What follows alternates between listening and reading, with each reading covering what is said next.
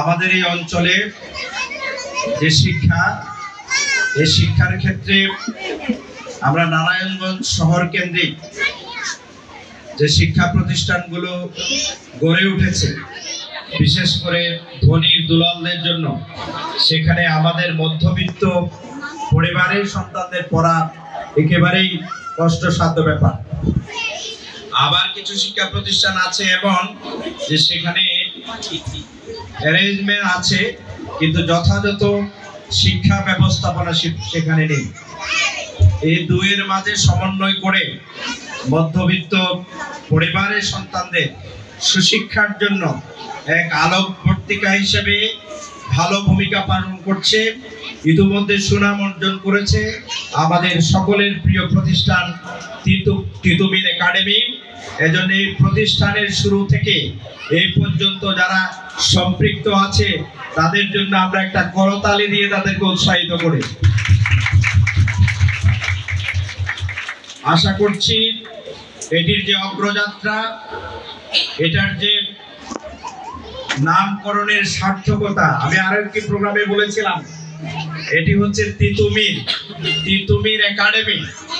British বিরোধী যে আন্দোলন এতদ অঞ্চলের দরিদ্র জনগোষ্ঠী, কৃষক জনতা, মুসলিম জনগোষ্ঠী শুরু করেছিলেন, সেখানে মীর নিসার আলী তিতুমীরে ছিল এই অঞ্চলের মুসলমানদের জন্য সেনাপতি, এবং তার সেই বাঁশের কেল্লায় ছিল আমাদের একমাত্র ভরসা। আমি মনে করি এই অঞ্চলের শিক্ষা উন্নয়নে, আমাদের আগামী প্রজন্মকে গড়ে তোলার ক্ষেত্রে সেই বাঁশের কেল্লা যেভাবে এই অঞ্চলের মানুষের জন্য সে ভরসা হিসেবে কাজ করেছিল, শিক্ষা উন্নয়নের ক্ষেত্রেও এই তিতুমীর একাডেমি সে ধরনের ভূমিকা পালন করবে ইনশাআল্লাহ। সর্বোপরি আমরা সমাজের একজন খাদেম হিসেবে, আপনাদের পাশের একজন বন্ধু ভাই হিসেবে এই একাডেমির উত্তরোত্তর সফলতা কামনা করছি, এবং এই প্রতিষ্ঠানের পাশে আমরা ছিলাম, আছি, সামনেও থাকবো ইনশাআল্লাহ। আমাদের সম্মানিত প্রধান অতিথি এবং অন্যান্য মেহমান বিন্দু যারা আছেন তারা কথা বলবেন, আজকে আর বেশি কথা বলছি না। আমাদের ছাত্র বন্ধুরা একটি কবিতা লাইন শুনিয়ে আমি শেষ করতে চাই। এক কবি বলেছিলেন যে যোগ জামানা পাল্টে দিতে চায় না অনেকজন, এক মানুষে করতে পারে জাতির জাগরণ। আজকে আমাদের সমাজের যে অন্যায় অবিচার, যে এই সমাজে বৈষম্য, যে বৈষম্যের বিরুদ্ধে আমাদের ছাত্র ছাত্রীরা, আম জনতা 5ই আগস্ট 2024 সালে অসংখ্য মানুষ জীবন দিয়েছে, অসংখ্য ছাত্র ছাত্রী সাধারণ মানুষ আহত হয়েছে, তাদের শরীর থেকে গুরুত্বপূর্ণ অঙ্গহানি হয়েছে। একটি মাত্র কারণ ছিল, এখানে কিছু কথিত ক্ষমতাবান লোক তারা দেশের মানুষের মতকে অগ্রাহ্য করে আমাদের উপর জুলুম নির্যাতন চাপিয়ে দিয়েছিল। আজকে দেশে একটি সুন্দর সুযোগ সময় এসেছে। আমার মনে হয় আমাদের যে ছাত্র ছাত্রী বন্ধুরা আছে, তারা যদি নিজেদেরকে গড়ে উঠাতে তোমরা পারো, তাহলে আমাদের জাতির যে অভাব, নেতৃত্বের অভাব, আমাদের যোগ্য মানুষের অভাব, আমাদের এই সমাজ সংস্কারের জন্য যে ধরনের মানুষ প্রয়োজন, সেই যোগ্য লোক যদি আমরা আগামী দিনে তৈরি করতে পারি, তাহলেই পরে আমাদের এই একাডেমি তৈরি করা, প্রতিষ্ঠা করা, পরিচালনা সম্ভব হবে। অনেক না কেন বাংলাদেশে যে কোনো জায়গায় থাকেন না কেন 333 নম্বরে ফোন দিবেন, আমরা সাথে সাথে বিষয়টা অবগত হয়ে যাব, এবং আমরা ওই দিন 1 আওয়ারের মধ্যে আমরা এটা বিষয়ে ব্যবস্থা নিব।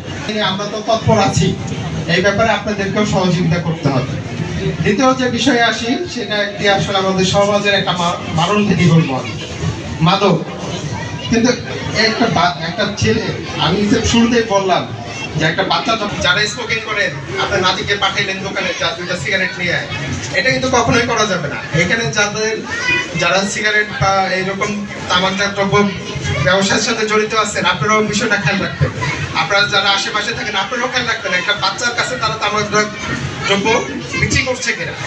দ্বিতীয়টা হলো যে ধূমপান ও তামাকজাত দ্রব্য ব্যবহার ও প্রতিকার ও প্রতিরোধ আইন। এখানে কি বলা আছে যে পাবলিক প্লেসে ধূমপান করা যাবে না। আপনি যে দোকানে বসে আছেন এটা কি পাবলিক প্লেস কিনা? তাহলে এখানে কি ধূমপান করা যাবে? ধূমপান করলে কি ক্ষতিটা হবে?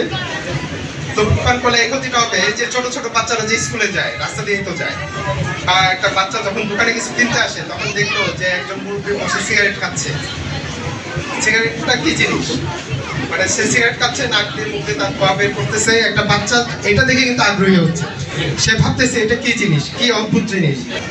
এটা কিন্তু প্রতিরোধ করতে হবে। এইটা ধূমপান এইভাবেই কিন্তু একজন ছোট বাচ্চাকে কিন্তু আকৃষ্ট করে।